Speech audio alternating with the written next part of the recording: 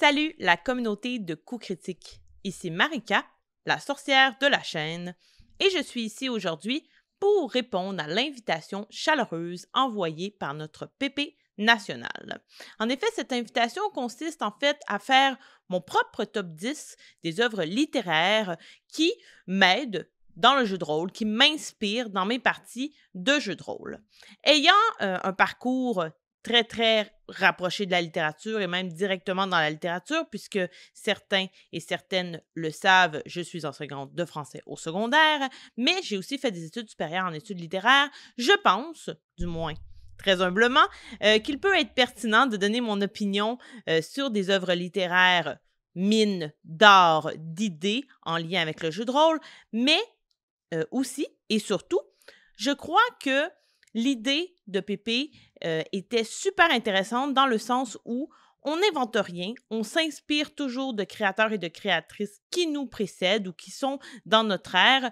Donc, je voulais me lancer dans ce merveilleux monde qu'est le monde de la littérature et vous donner quelques idées, ici et là, d'œuvres qui peuvent être inspirantes. Évidemment, je fais ce top 10 de façon très humble. Il est fort possible qu'aucune de mes œuvres ne se retrouve dans votre propre top 10. En ce sens, n'hésitez pas à m'écrire en commentaire, vous, quelles sont les œuvres qui vous inspirent, qui vous donnent des idées par rapport à vos parties et qui vous permettent de rendre vos histoires encore plus originales. Évidemment, ce n'est pas un top 10 traditionnel, comme vous avez pu le voir dans les deux vidéos de Pierre-Philippe. La place n'est pas très importante, en ce sens, le numéro 10 n'est pas le moins bon de mon top 10 et le numéro 1 n'est pas le plus important. C'est simplement pour pouvoir finalement catégoriser, donner un chiffre et suivre le fil. Je me lance. Vous êtes prêts et prêtes? C'est parti!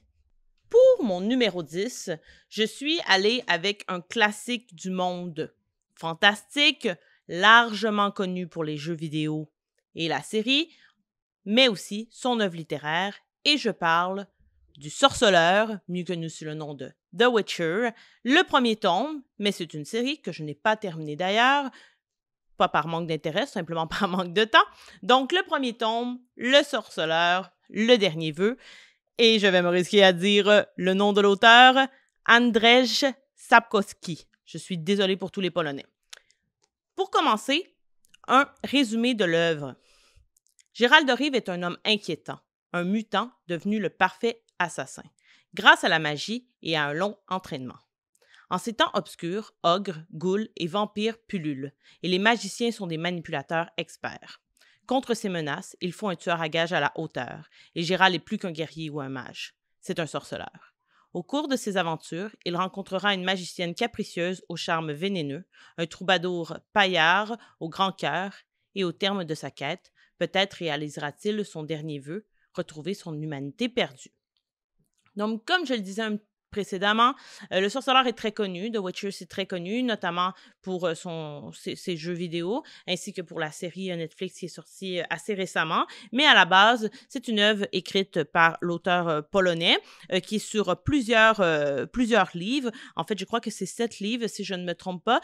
Pour l'instant, j'en ai lu 4, donc je suis quand même assez bien avancée dans la série. J'aime énormément. J'ai d'abord été introduite dans l'univers grâce aux jeux vidéo.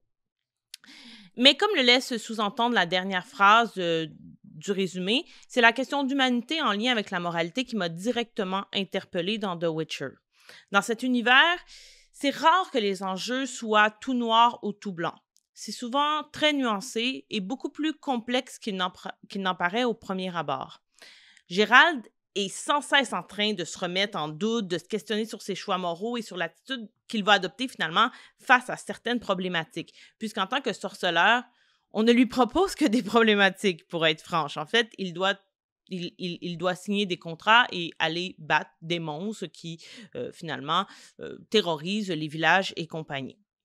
Évidemment, puisqu'il fait souvent affaire avec des bêtes, des créatures, des monstres, et qu'il est lui-même un mutant, ce qui est déjà une certaine contradiction, une certaine ambiguïté dans le personnage, la solution peut paraître aller de soi, c'est-à-dire faire aller ces deux glaives et voilà, le sorceleur résout parfois les conflits de cette façon. Mais et c'est ce qui est particulièrement intéressant dans l'œuvre, c'est que Gérald va souvent résoudre les conflits autrement.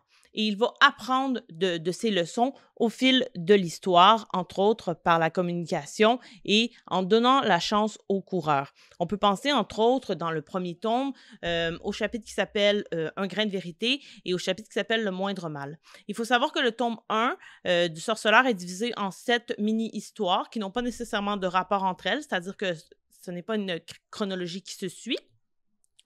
Et que chacune d'entre elles va souvent nous laisser une certaine morale, nous apprendre quelque chose, notamment de ne pas nécessairement justement frapper un monstre tout de suite sans savoir c'est quoi vraiment, c'est quoi l'anguille sous roche par rapport au conflit qu'on nous a présenté ou qu'on nous a proposé. D'ailleurs, le titre « Le moindre mal » nous en dit beaucoup, c'est-à-dire que Gérald va se retrouver devant un choix à faire et dans les deux cas, il va y avoir du négatif, donc devant ce choix ambivalent-là.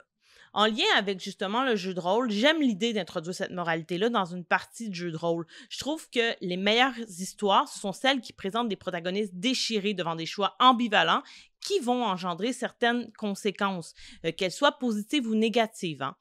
De ces situations-là vont ressortir justement le réalisme de l'existence. Et bien que nos parties doivent rester une évasion vers l'imaginaire et vers finalement loin de notre réalité, parfois un peu grise et morne, elles peuvent tout de même refléter des enjeux moraux qui ne se concluent pas inévitablement par un combat, mais face auxquels les joueurs et les joueuses vont se questionner sur leurs intentions et surtout sur ceux des ennemis ou des autres personnages qu'ils perçoivent de prime abord comme des ennemis, mais qui peuvent s'avérer finalement être des alliés ou des victimes dans cette histoire. Et j'aime bien justement proposer ces choix-là et donner à mes joueurs et à mes joueuses des possibilités qui ne sont pas nécessairement seulement le combat, mais bien la discussion, la fuite, la négociation. Donc voilà pour ce qui est de ma première œuvre, Le Sorceleur, tome 1. Passons maintenant au numéro 9. Je ne pourrais pas présenter l'œuvre parce que c'est un beau problème, mais j'ai trop de livres et je ne l'ai pas trouvé. Mais tout de même, numéro 9, La Route de Cormac McCarthy. Bref résumé. L'apocalypse a eu lieu. Le monde est dévasté, couvert de cendres et de cadavres. Parmi les survivants, un père et son fils errent sur une route, poussant un carry rempli d'objets hétéroclites. Dans la pluie, la neige et le froid, il avance vers les côtes du sud, la peur au ventre. Des hordes de sauvages cannibales terrorisent ce qui reste de l'humanité. Survivront-ils à leur voyage? La route a aussi été adaptée dans un film que vous connaissez probablement, qui a eu une certaine notoriété. D'emblée, je ne suis pas une grande admiratrice des mondes post-apocalyptiques. C'est un peu moins ma tasse de thé, c'est très personnel, je n'embarque pas tout à fait dans ces histoires-là. Cependant, ce qui m'a touchée dans le livre de McCarthy, mis à part la grande poésie de cette œuvre, c'est l'implantation de l'ambiance. Les passages descriptifs sont nombreux et permettent une immersion vraiment complète. Nous y sommes, dans cette forêt où chaque minuscule bruit peut alerter un adversaire, où chaque portion de nourriture ou d'eau doit être consommée de façon réfléchie, où la peur et la perte ne nous lâchent pas d'un pas.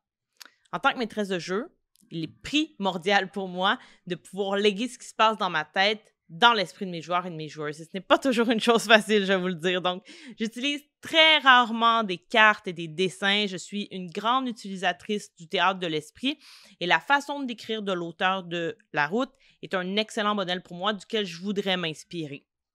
De plus, il y a cette idée d'isolement et de silence que je n'ai pas souvent vu être mise en scène dans des parties de jeux de rôle. Je sais qu'il en existe. D'ailleurs, je sais même qu'il existe des jeux de rôle où on ne parle pas durant tout le jeu de rôle, mais ça me semble particulièrement intéressant à exploiter.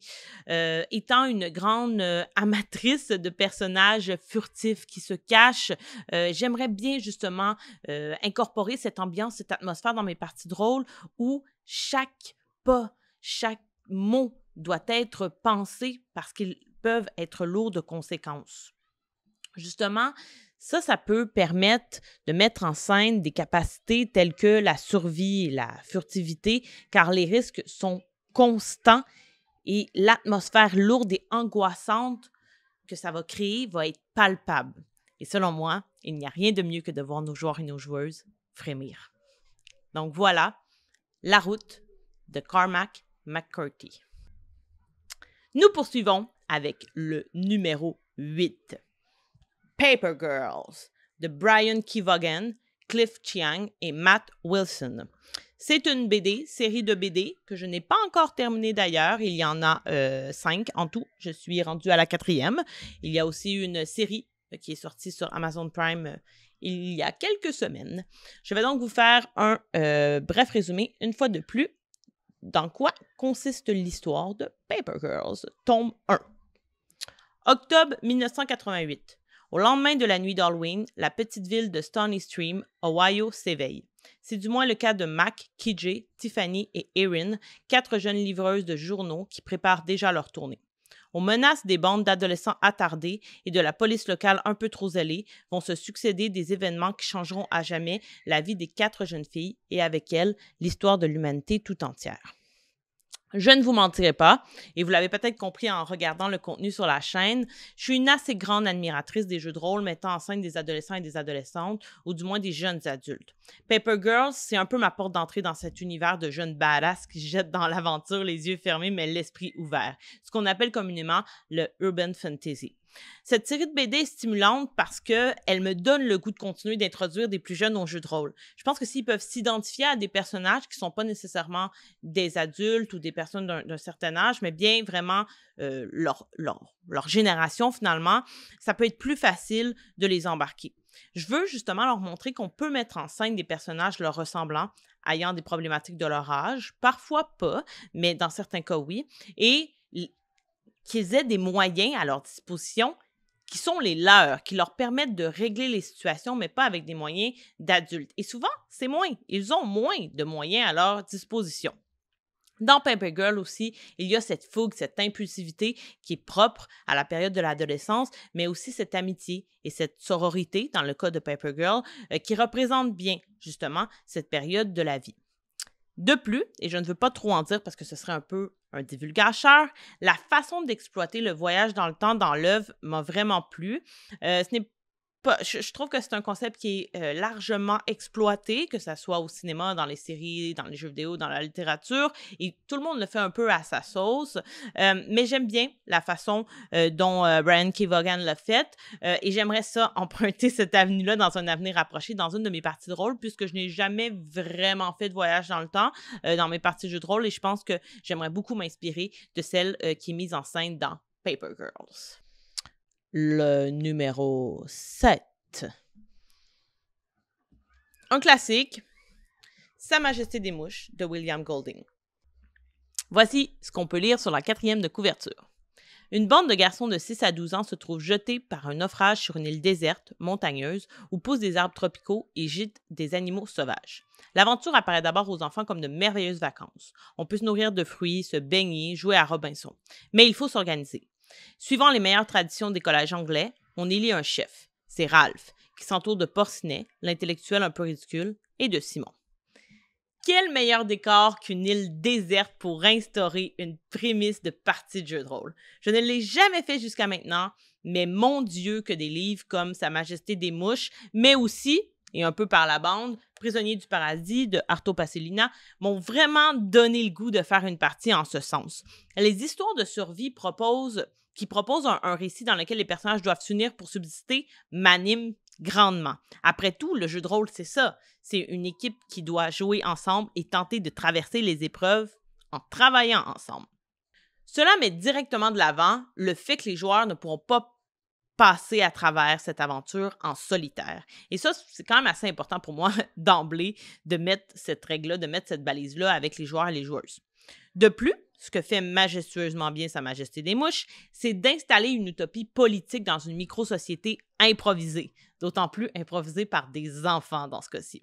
Manifestement, celle-ci va donner à voir l'affrontement des survivants.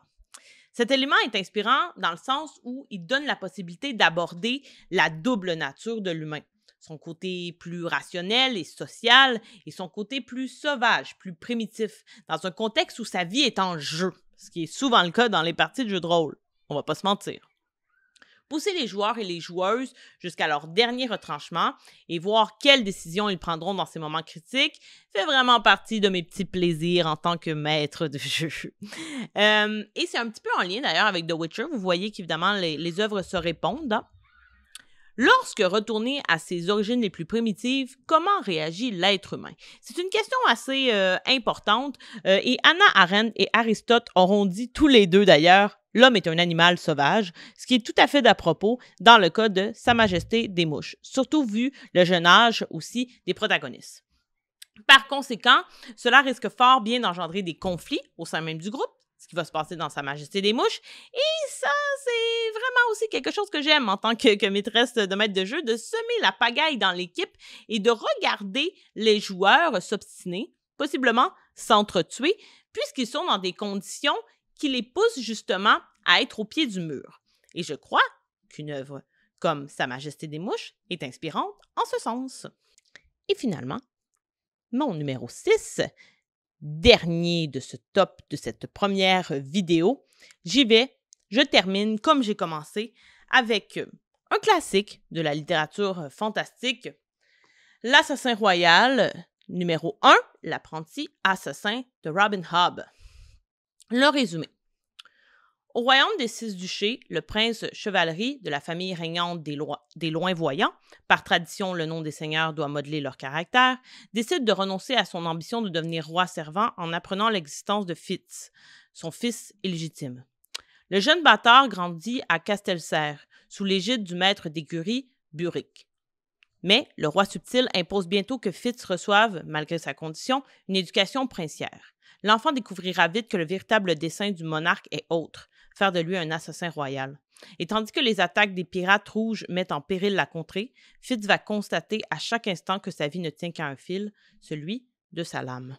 J'ai découvert l'Assassin Royal sur le tard, en fait, ça fait pas trop longtemps et j'ai pas terminé de les lire. Je suis rendue au troisième de la série et je sais qu'il y en a beaucoup. Et ça fait un petit moment que j'en entendais parler parce que j'avais une collègue à l'université qui faisait son mémoire de maîtrise sur l'œuvre de Robin Hobb et plus spécifiquement sur l'Assassin Royal. Mais ça m'a pris un petit peu de temps avant de m'y plonger. Et qu'est-ce que le temps perdu à ne pas avoir connu l'Assassin Royal que j'adore, série que je trouve extraordinaire, notamment à cause de la richesse de chacun des personnages qui émergent de la plume de Hobbes. C'est hallucinant. Ils sont distincts, particuliers et uniques. Il est facile de s'imaginer chacun d'entre eux car ils vont nous marquer tous à leur propre façon.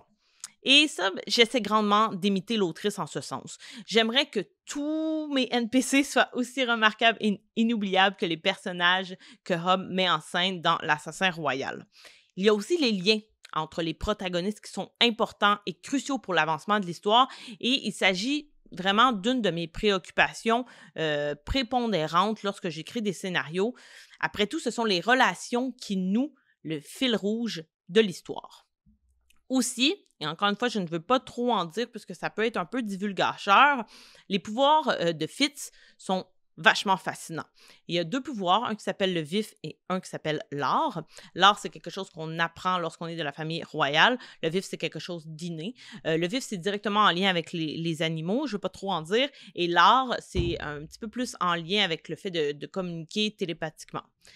Évidemment, si vous avez écouté certaines de nos vidéos, beaucoup les discuter entre les dés, vous avez peut-être compris que je suis une grande fan de tout ce qui touche de près ou de loin la télépathie ou les capacités psychiques. Ça m'interpelle beaucoup. Ce sont des pouvoirs que je trouve vraiment intéressants. Évidemment, ce sont des pouvoirs qu'on ne peut pas avoir dans la vraie vie, donc ça nourrit l'imaginaire. Donc, ces caractéristiques-là, j'adore les mettre en scène et surtout, en tant que maîtresse de jeu, j'aime beaucoup donner ces capacités-là à mes vilains. Ça fait de très forts vilains qui peuvent aller lire dans les pensées, qui peuvent envoyer des messages dans les pensées, qui peuvent créer des liens juste avec le pouvoir de leur esprit. Donc, je trouve que c'est super bien mis en scène dans l'œuvre de Hobbes, dans l'Assassin Royal, avec son personnage principal, mais avec aussi d'autres personnages l'entourant, entre autres celui qui va lui enseigner, qui est vraiment terrifiant. Je vous invite à découvrir dans le premier tome.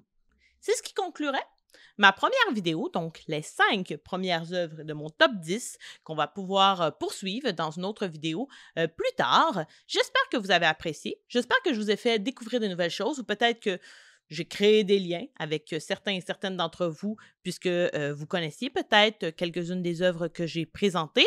Si vous avez aimé cette vidéo, évidemment, vous pouvez vous abonner à notre chaîne YouTube, juste le petit bouton qui est sous cette vidéo, et même cliquer sur la cloche pour savoir ce qui s'en vient, parce qu'on est quand même assez productif chez Coup Critique. Vous pouvez aussi aller voir notre contenu sur notre page Facebook. Et si jamais vous n'avez pas trop gaspillé vos dernières pièces d'or dans les derniers romans et les dernières BD sorties en librairie, vous pouvez aussi nous soutenir sur Patreon afin d'avoir du contenu exclusif, mais aussi les vidéos d'avance et de pouvoir vous vanter à la plèbe que vous l'avez déjà vu. Donc voilà, on se retrouve pour la prochaine vidéo et n'oubliez pas de me partager les œuvres qui vous inspirent pour vos parties de jeux de rôle. Bye tout le monde!